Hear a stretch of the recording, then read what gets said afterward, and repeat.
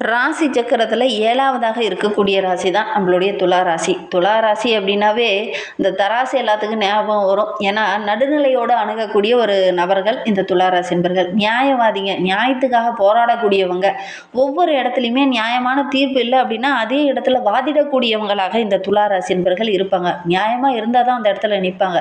நியாயம் தவறி அந்த இடத்துல ஒரு விஷயம் நடக்குது அப்படின்னா அந்த இடத்த விட்டு உடனடியாக விலகக்கூடியவங்களாக இந்த துலா ராசி என்பர்கள் இருப்பாங்க.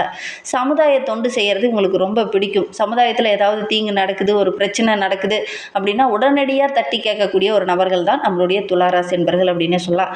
இவங்க பழகிறதுக்கு பார்த்திங்கன்னா ரொம்ப இனிமையாக பழகுவாங்க. ஏன்னா சுக்கிரனோட ஆதிக்கத்தில் பிறந்தவங்க. அதனால் அடிமையாக இருக்கிறது, ஒருத்தர் இவங்களை டாமினேட் பண்ணாங்களா அது பிடிக்காது. அதே மாதிரி ஒரு சிலர்லாம் பார்த்திங்கன்னா இவங்களை தன்னிச்சையாக முடிவெடுக்கவே விட மாட்டாங்க. நீ இப்படி தான் செய்யணும், இப்படி தான் பழகணும், இப்படி தான் நடக்கணும் அப்படிங்கிற மாதிரி சொல்லுவாங்க. அந்த மாதிரி தன்னிச்சையாக ஃப்ரீடமாக இல்லாமல் ஒரு மாதிரி இக்கட்டான சூழ்நிலையில் மாட்டிக்கிட்டாங்க, அப்படி மாட்டிப்பாங்க அப்படின்னு பார்த்தீங்கன்னா இந்த துளாராசி என்பர்களுக்கு அப்படி தன்னிச்சையாக தனிமையாக இருக்கிறது பிடிக்காது. நிறைய பேர்த்து கூட ஜாலியாக இருக்கிறது, வெளியில் சுதந்திரமாக முடிவெடுக்கிறது, சுதந்திரமாக பேசுகிறது, இது மாதிரி விஷயங்கள் தான் இந்த துளாராசி என்பர்களுக்கு ரொம்ப பிடிக்கும். அடிமைப்படுத்துறது, எளிமையாக நடந்துக்கிறது, பழகிறதுக்கு ஏதாவது கண்டிஷன் போட்டாங்கன்னா கூட அதெல்லாம் எனக்கு பிடிக்காது, நான் ஃப்ரீடமாக தான் இருப்பேன் அப்படிங்கிற மாதிரி பேசக்கூடிய ஒரு நபர்களும் நம்மளுடைய துளாராசி என்பர்கள் தான் அப்படின்னே சொல்லலாம். வீட்டில் கூட இவங்களுக்குன்னு பார்த்தீங்கன்னா ஒரு கபோர்டு இருக்கும். அந்த கபோர்டில் பார்த்தீங்கன்னா இவங்களுக்குன்னு ஒரு 3 கபோர்டு இருக்கும். மற்றவங்களுக்குலாம் பார்த்தீங்கன்னா ஒரு கபோர்டு ட்ரெஸ்ஸு தான் இருக்கும். அந்த மாதிரி நிறைய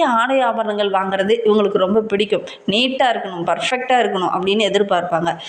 பெரும்பாலும் பார்த்திங்கன்னா இந்த துளாராசி என்பர்களுக்கு அந்த வெள்ளை நிறம் ரொம்ப பிடிக்கும். உங்களுக்கு எந்த நிறம் பிடிக்கும் அப்படிங்கிறத மறக்காமல் எங்களுடைய கமெண்ட் பாக்ஸில் தெரிவிங்க. சரி, இந்த துளாராசி என்பர்களுடைய பலம் என்ன, பலவீனம் என்ன அப்படிங்கிறத தொடர்ந்து நம்ம இந்த வீடியோவில் பார்க்கலாம். அதுக்கு முன்னாடி இந்த வைகாசி மாதத்தோட கிரக அமைப்புகள் எப்படி இருக்குது அப்படிங்கிறதையும் பார்க்கலாம். நீங்கள் இப்போ தான் ஃபஸ்ட் டைமாக நம்ம சேனலை பார்க்குறதா இருந்தால் நம்ம சேனலை சப்ஸ்கிரைப் பண்ணிவிட்டு கூடவே இருக்கிற பெல் ஐக்கானையும் கிளிக் பண்ணிக்கோங்க. அப்போ தான் நாங்கள் போடுற ஒவ்வொரு வீடியோவுமே உங்களுக்கு நோட்டிஃபிகேஷனாக வரும். நீங்கள் துளாராசி என்பராக இருந்தால் மறக்காமல் நம்மளுடைய சேனலுக்கு ஒரு லைக் கொடுத்துட்டு உங்களுடைய உறவுகள் வகையில் யாராவது துளாராசி என்பர்கள் இருக்காங்க அப்படின்னா மறக்காமல் இந்த வீடியோவை அவங்களுக்கும் ஷேர் பண்ணிவிடுங்க. துளாராசியில் நீங்கள் எந்த நட்சத்திரத்தில் பிறந்தீங்க, உங்களுடைய நட்சத்திரத்தோட பெயர் என்ன அப்படிங்கிறத மறக்காமல் எங்களுடைய கமெண்ட் பாக்ஸில் தெரிவிங்க. உங்களுக்கு ஜோதிட ரீதியாக ஏதாவது சந்தேகம் இருக்குது, வாழ்க்கையில் நிறைய கஷ்டப்படுறோம், நிறைய உழைக்கிறோம், ஆனால் பார்த்திங்கன்னா வருமானம் எங்களுடைய கையில் தங்கவே மாட்டேங்குது, டெவலப்மெண்ட்டே இல்லாமல் இருக்குது அப்படின்னு நினைக்கிறவங்க இந்த ஜோதிடர்கிட்ட உங்களுடைய ஜனன ஜாதகத்தை பார்த்து தெளிவுபடுத்திக்கோங்க. ஏன்னா உங்களுடைய தசாபத்தி எப்படி இருக்குது, கோச்சார ரீதியான பலன்கள் எப்படி இருக்குது அப்படிங்கிறத ஒரு விளக்கமாக சொல்லுவார். ஒரு சில பரிகாரங்களையும் சொல்லுவார். அதை செஞ்சீங்க அப்படின்னா கண்டிப்பாக உங்களுடைய வாழ்க்கையில் சின்ன சின்ன மாற்றங்கள் நிகழும். நல்ல ஒரு மேன்மையை நீங்கள் எதிர்பார்க்கலாம் அப்படின்னே சொல்லலாம். துளாராசி அப்படின்னாவே அழகு, கலையில், சினிமாவில், ஆடை அலங்காரம் வாங்குறதுல ரொம்ப ஆர்வம் உள்ளவங்க. வீட்டை கூட ரொம்ப அழகாக நீட்டாக வச்சுருக்கணும் அப்படின்னு நினைப்பாங்க. தூய்மை இல்லாத இடத்துல கொஞ்ச நேரம் கூட அந்த இடத்துல இருக்க மாட்டாங்க. ஒரு இடத்துல ஒரு மார்க்கெட்டுக்கே போகிறோம்னா கூட அந்த இடம் நீட்டாக இல்லை அப்படின்னா அந்த மார்க்கெட்டுக்கே போக மாட்டாங்க. உண்மையாக இல்லையா அப்படிங்கிறத மறக்காமல் யாராவது அந்த துளாராசி என்பர்களுடைய உறவுகள் பார்த்துட்ருக்கீங்க அப்படின்னா எங்களுடைய கமெண்டில் தெரிவிங்க. இவங்க பேசும்போது பார்த்திங்கன்னா ரொம்ப இனிமையாக பேசுவாங்க. ஏதாவது ஒரு சண்டை நடக்குது, அனந்தமிகளில் ஒரு பிரச்சனை நடக்குதுன்னா கூட இவங்க அப்படியே சமாதானம் பேசக்கூடியவங்களாக இருப்பாங்க. இந்த கருத்து மோதல் அப்படிங்கிறது உங்களுக்கு பிடிக்காது.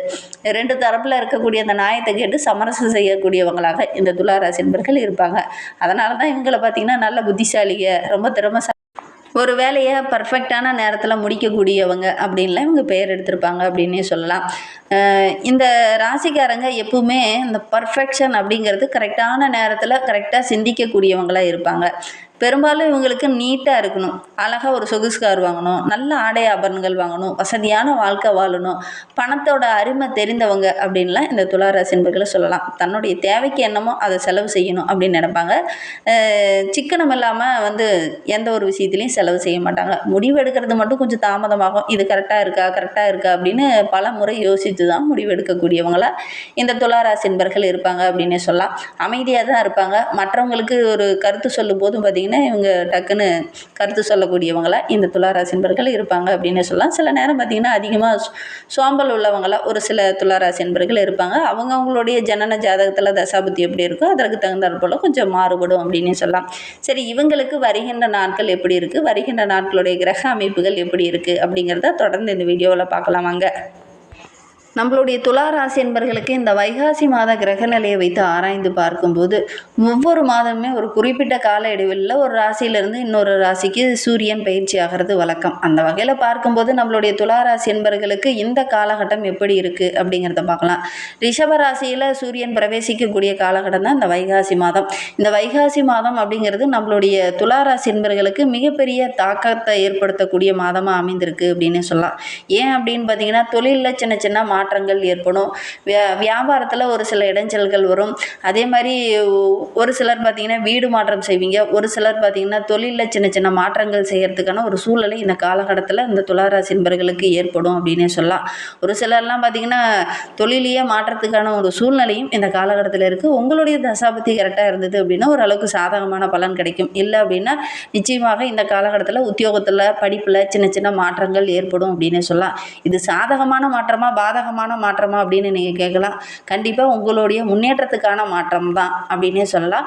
கோபம் இல்லாமல் இந்த காலகட்டத்தில் நிதானமாக நீங்கள் ஒவ்வொரு முடிவுமே எடுத்தீங்க அப்படின்னா ஓரளவுக்கு சாதகமான பலன் தான் இந்த துளாராசி என்பர்களுக்கு வருகின்ற நாட்களில் கிடைக்கும் அப்படின்னு சொல்லலாம். தனிப்பட்ட விதமாக பார்க்கும்போது ஒரு சில சிக்கல்கள் பிரச்சனைகள் குடும்ப வாழ்க்கையில் கூட ஒரு சில சிக்கல்களை சந்திச்சிட்டு இருந்த துளாராசி என்பர்களுக்கு அந்த சிக்கல்களும் பிரச்சனைகளும் வருகின்ற நாட்கள் கொஞ்சம் கொஞ்சமாக குறைய ஆரம்பிக்கும் அப்படின்னு சொல்லலாம். உத்தியோகத்தில் எடுத்துக்கிட்டிங்கன்னா நம்மளுடைய துளாராசி என்பர்களுக்கு இந்த வைகாசி மாதம் அப்படிங்கிறது நல்ல ஒரு முன்னேற்றமான மாதமாக அமைந்திருக்கு. எதிரிகளை வெல்லக்கூடிய ஒரு கிரக அமைப்பு தான் அப்படின்னே சொல்லலாம். தொலைதூரத்துலேருந்து ஒரு சில நல்ல விஷயங்கள் நடக்கும். ஒரு சிலர்லாம் பார்த்திங்கன்னா உள்ளூர்லேயே கூட எங்கேயாவது பயணம் செல்லுவீங்க. ஒரு சிலர்லாம் வெளியூருக்கு வெளிநாட்டுக்கு ரொம்ப நாளாக ஒரு சில ஆன்மீக தலங்களுக்கெல்லாம் போகணும்னு நினச்சிருப்பீங்க. அதில் சின்ன இடைஞ்சல்கள் இருந்திருக்கும். வருகின்ற நாட்களில் அந்த ஆன்மீக தலங்களுக்கெல்லாம் சென்று வரக்கூடிய ஒரு சூழ்நிலை இந்த துளாராசி என்பர்களுக்கு அமையும். ரொம்ப பக்திமயமாக இந்த காலகட்டத்தில் இருக்க போகிறீங்க அப்படின்னு சொல்லலாம். இந்த காலகட்ட கிரக அமைப்புகளும் நீங்கள் எங்கேயாவது பயணம் செல்கிற மாதிரி தான் அமைந்திருக்கு அப்படின்னு சொல்லலாம். இந்த வெளியூர் பயணத்தும் போது ஒரு சில விஐபிகளை சந்திப்பீங்க.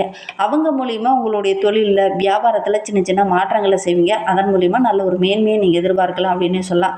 இந்த காலகட்டம் குறிப்பாக இந்த வைகாசி மாத கிரக அமைப்புகளை வைத்து பார்க்கும்போது நம்மளுடைய துளாராசி என்பர்களுக்கு நிறைய விஷயங்கள் பார்த்திங்கன்னா நல்ல ஒரு ஏற்றத்தையும் அற்புதமான பலனையும் தரக்கூடிய கிரக அமைப்பாக தான் அமைந்திருக்கு அப்படின்னு சொல்லலாம். குறிப்பாக பூமி சம்பந்தமான விஷயத்தில் நல்ல ஒரு அனுகூலமான பலன் கிடைக்கும். ரொம்ப நாளாக நான் ஒரு நிலம் வாங்கணும் அப்படின்னு நினச்சிட்டு இருந்தேன். ஆனால் அந்த நிலத்தை வாங்க முடியல அப்படின்னு நினச்சிட்டு இருந்தவங்க இந்த வைகாசி மாதத்தில் முயற்சி பண்ணீங்க அப்படின்னா ஒரு அளவுக்கு சாதகமான பலன் கிடைக்கும் அப்படின்னு சொல்லலாம். நீண்ட நாளாக உங்களுடைய குடும்ப சூழ்நிலையில் ஒரு சில சிக்கல்கள் பிரச்சனைகளை சந்திச்சுட்டு இருந்த நம்மளுடைய துளாராசி என்பர்களுக்கு அந்த சிக்கல்களும் பிரச்சனைகளும் வருகின்ற நாட்களில் சரியாகும். வேலை செய்கிற இடத்துல கூட சக ஊழியர்களால் ஒரு சில சிக்கல்களை சந்திச்சுட்டு இருந்தவங்க வருகின்ற நாட்களில் அதை பேசி சமாதானம் பண்ணக்கூடிய ஒரு கிரக அமைப்பு இருக்குது அப்படின்னே சொல்லலாம். மனதில் இருந்த பாரம் கொஞ்சம் ரிலாக்ஸ் ஆன மாதிரி இருக்கும். அந்த அளவுக்கு கிரக அமைப்புகள் நம்மளுடைய துளாராசி என்பவர்களுக்கு ரொம்ப சாதகமாக இருக்குது அப்படின்னு சொல்லலாம். பெரிய சந்தோஷமும் நல்ல ஒரு ஏற்றமும் இந்த காலகட்டத்தில் இந்த துளாராசி என்பவர்களுக்கு அமையும் அப்படின்னு சொல்லலாம். ஏன்னா பாக்கியஸ்தானம் ரொம்ப பலமாக இருக்குது. வெளியூர் வெளிநாட்டுக்கு செல்லக்கூடிய யோகம் இருக்குது. திருமண வயதில் இருக்கக்கூடிய துளாராசி என்பவர்கள் இந்த காலகட்டத்தில் காதல் வயப்படக்கூடும். காதலியே கரம்பிடிக்கக்கூடிய ஒரு யோகமும் இந்த காலகட்டத்தில் இந்த துளாராசி என்பவர்களுக்கு அமைய போகுது அப்படின்னு சொல்லலாம். நல்ல நல்ல நண்பர்கள் இந்த காலகட்டத்தில் கிடைப்பாங்க. இந்த பரிசுத்தமான நண்பர் அப்படின்னு சொல்லுவாங்க பார்த்தீங்களா, அந்த பரிசுத்தமான நண்பர்கள்லாம் இந்த காலகட்டத்தில் இந்த துளாராசி என்பர்களுக்கு கிடைக்கக்கூடிய ஒரு யோகமான பொற்காலம் அப்படின்னு சொல்லலாம். பலவிதமான விசேஷங்கள் இந்த காலகட்டத்தில் உங்களுக்கு நடக்கும். வீட்டில் கூட சுபகாரியம் தள்ளி போயிட்டே இருக்குது அப்படின்னா அந்த சுபகாரியம் இந்த காலகட்டத்தில் நடக்கக்கூடிய யோகம் இருக்குது. நினைத்ததெல்லாம் சாதிக்கக்கூடிய ஒரு அற்புதமான காலகட்டத்தில் தான் நம்மளுடைய துளாராசி என்பர்கள் அமைந்திருக்கீங்க அப்படின்னே சொல்லலாம். செவ்வாய் குரு ரொம்ப பலமாக இருக்கிறதுனால ஒவ்வொரு காரியத்தையுமே திட்டமிட்டு செயல்படுத்துங்க. நீங்கள் எடுக்கிற காரியங்கள் எல்லாமே உங்களுக்கு வெற்றியாமையும். பணம் கொடுக்கல் வாங்கல் விஷயத்தில் மட்டும் ஏமாறுற மாதிரி ஒரு சூழ்நிலை இருக்குது. அதனால் முக்கியமாக இந்த பண விஷயத்தில் இந்த துளாராசி என்பர்கள் ரொம்ப கவனமாக இருந்துக்கிறது நல்லது அப்படின்னு சொல்லலாம். அரசு அதிகாரிகளால் ஒரு சில பிரச்சனைகள் வரலாம். கொஞ்சம் கவனமாக இருந்தீங்க அப்படின்னா பெருசாக பாதிப்போ இடர்பாடோ எதுவும் ஏற்படாது. ஏன்னா அரசு அதிகாரிகளால் ஏதாவது இன்னல்கள் வரும். ஏன்னா ரிஷபராசியில் சூரியன் பிரவேசிக்கக்கூடிய காலகட்டம். சூரியன் அப்படிங்கிறவர் தந்தை கிரகம். அரசாங்கம் மூலிமா ஒரு சில இடைஞ்சல்கள் உங்களுக்கு வரத்துக்கான சாத்தியக்கூறு இருக்குது. அதனால் கொஞ்சம் கவனமாக இருந்தீங்கன்னா பெருசாக பாதிப்போ இடர்பாடோ எதுவும் ஏற்படாது. கொஞ்சம் எச்சரிக்கையாக இருந்துக்கோங்க. ரொம்ப நாளாக வரிக்கட்டில் அல்லது ரொம்ப நாளாக அரசாங்கத்துக்கிட்ட இருந்த இந்த முக்கியமான சைன் வரலை அப்படின்னு நினச்சிட்டு இருந்தவங்க இந்த காலகட்டத்தில் கொஞ்சம் பொறுமையாக ஹேண்டில் பண்ணுங்கள். ஏன்னா உடனடியாக போய் அந்த அரசாங்க அதிகாரிகிட்டையோ அல்லது அரசாங்க ஆட்கள்கிட்டையோ நீங்கள் ஏதாவது வாக்குவாதம் பண்ணுனீங்க அப்படின்னா அந்த சின்ன பிரச்சனை பெருசாகிறதுக்கான ஒரு சூழ்நிலை இருக்குது. அதனால் முடிந்த அளவுக்கு நீங்கள் அரசு அதிகாரிகிட்ட பேசும்போது கொஞ்சம் கவனமாக பேசுங்க. தடிமனான வார்த்தைகளை அவங்கக்கிட்ட பேச வேண்டாம் அப்படின்னு சொல்லலாம். அதேமாதிரி இந்த துளாராசி நண்பர்கள் வருகின்ற நாட்களில் உணவு சம்பந்தமான விஷயத்துலையும் கொஞ்சம் கவனமாக இருங்க. மற்றபடி பெரிய தாக்கமோ பெரிய இடர்பாடோ இந்த காலகட்டத்தில் எதுவும் ஏற்படாது அப்படின்னு சொல்லலாம். தினமுமே நீங்கள் முருகன் வழிபாடை செஞ்சு பாருங்கள். உங்களுடைய வாழ்க்கை ரொம்ப பிரம்மாண்டமாக இருக்கும். தினமுமே அதை செஞ்சு பாருங்க அப்படின்னு சொல்லலாம். இந்த வைகாசி மாதம் அப்படிங்கிறது 100க்கு 75% நம்மளுடைய துளாராசி என்பவர்களுக்கு ரொம்ப சிறப்பாக இருக்குது அப்படின்னு சொல்லலாம். பொருளாதார ரீதியாக கூட ஒரு 75% நல்ல ஒரு முன்னேற்றத்தை எதிர்பார்க்கலாம் அப்படின்னு சொல்லலாம். எடுக்கிற காரியங்கள் எல்லாமே உங்களுக்கு வெற்றியாக அமையும். சந்தோஷத்துக்கு எந்த ஒரு இடைஞ்சலுமே இருக்காது. நல்ல ஒரு முன்னேற்றத்தை எதிர்பார்க்கலாம் அப்படின்னு சொல்லலாம். அதோட கூட முருகன் வழிபாடு, துர்க்கை அம்மன் வழிபாடு இது எல்லாமே ஓரளவுக்கு சிறப்பாக இருக்குது அப்படின்னு சொல்லலாம். ஆரோக்கிய விஷயத்தில் பார்த்தீங்கன்னா நம்மளுடைய துளாராசி என்பவர்களுக்கு தண்டுவடம் சம்பந்தமான பிரச்சனைகள் வர்றதுக்கான ஒரு சூழ்நிலை இருக்குது. அதே மாதிரி துர்க்கை அம்மனை வழிபட்டீங்க அப்படின்னா ஓரளவுக்கு சாதகமாக அது அமையும். அதனால் முடிந்த அளவுக்கு துர்க்கை அம்மனை வழிபடுங்க. ஆரோக்கிய ரீதியாக இருந்த அந்த தொந்தரவுகள் கொஞ்சம் கொஞ்சமாக குறையும். நம்பிக்கையோடு இதை செஞ்சு பாருங்கள். இந்த மாதிரி பயனுள்ள தகவலை நீங்கள் தொடர்ந்து கேட்கணும் அப்படின்னு நினச்சிங்கன்னா நம்ம சேனலை சப்ஸ்கிரைப் பண்ணிக்கோங்க. கூடவே இருக்கிற பெல் ஐக்கானையும் கிளிக் பண்ணிக்கோங்க. அப்போ தான் நாங்கள் போடுற ஒவ்வொரு வீடியோவுமே உங்களுக்கு நோட்டிஃபிகேஷனாக வரும்.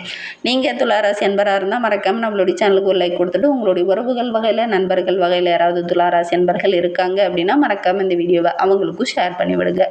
துளாராசியில் நீங்கள் எந்த நட்சத்திரத்தில் பிறந்தீங்க, உங்களுடைய இஷ்ட தெய்வ பெயர் என்ன, உங்களுடைய குலதெய்வ பெயர் என்ன அப்படிங்கிறத மறக்காமல் எங்களுடைய கமெண்ட் பாக்ஸில் தெரிவிங்க.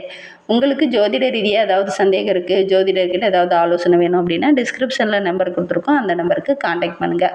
உங்களுடைய வீட்டில் சுபகாரியம் தள்ளி போயிட்டே இருக்கா, எடுக்கிற வேலையெல்லாம் சின்ன சின்ன தடையாகவே இருக்கா, தொழிலில் ஒரு முன்னேற்றமே இல்லாத சின்ன பிரச்சனையாகவே முடிஞ்சிட்ருக்கா, அப்போ நீங்கள் வீட்டில் கோபூஜை செஞ்சு பாருங்கள்.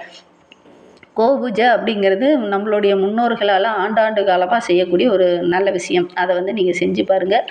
முடிந்தால் கோமாதாவுக்கு ஒரு அகத்திக்கீரை வாங்கி கொடுங்க. கண்டிப்பாக உங்களுடைய வாழ்க்கையில் அந்த சின்ன சின்ன இடைஞ்சல்கள் பிரச்சனைகள் இருக்குது இல்லையா, அதெல்லாம் சரியாகும். பெரிய பெரிய விஐபிகள்லாம் பார்த்திங்கன்னா வீட்டில் நிறைய கோமாதா வச்சுருப்பாங்க.